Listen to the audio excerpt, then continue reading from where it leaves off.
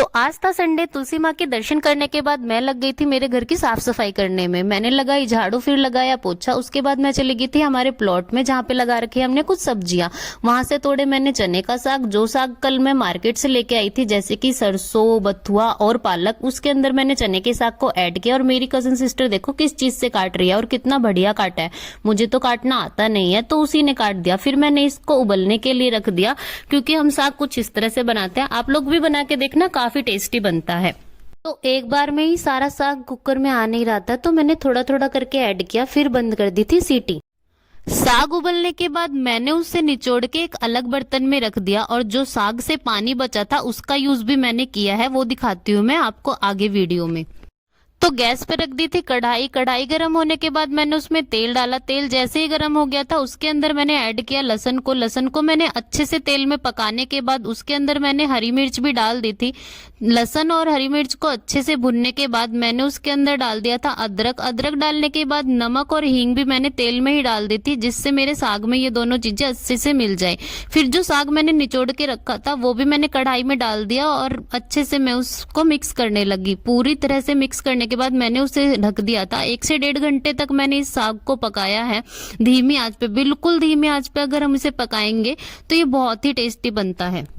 फिर मैंने शुरू कर दी थी आटा लगाने की तैयारी। हमारे यहाँ आटे की परात के नीचे एक ऐसा कपड़ा रखते हैं, कहते हैं इससे परात कम घिसती है। और आटा भी मैंने उसी पानी से लगाया है जो पानी साग को निचोड़ने के बाद साग का ही पानी बचा था।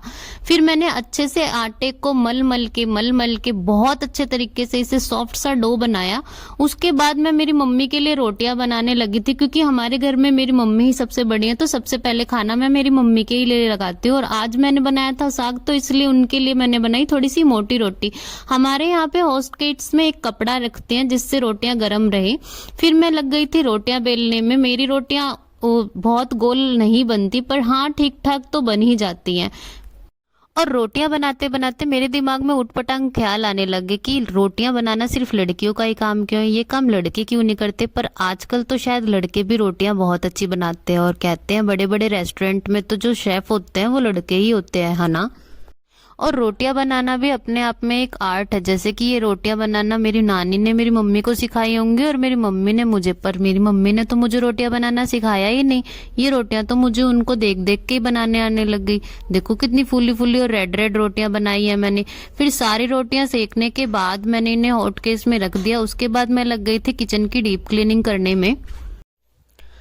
स्लेब वगैरह को साफ किया मैंने, टाइल्स को भी साफ कर दिया आज, क्योंकि दिवाली पे ही साफ हुई थी। उसके बाद से तो मैंने टाइल्स को शायद साफ ही नहीं किया था। फिर मैंने इनको सबको साफ वगैरह करके मैं लग गई थी बर्तन साफ करने में। मैं सोच रही थी किचन का काम खत्म ही क्यों ना कर दूं जल्दी जल्दी। फिर मैंने बर्तन वगैरह को सभी को साफ करके बर्तनों को उनकी जगह पे पहुंचाया, मतलब सेट किया। फिर मैंने लगा दी थी मशीन, क्योंकि आज संडे था तो कपड़े भी धोने थे। सारे घर के कपड़े धोने के बाद मैंने खाया ये सुकून भरा खाना, जिसके अंदर थी लस्सी, साग, रोटी और हरी मिर्च।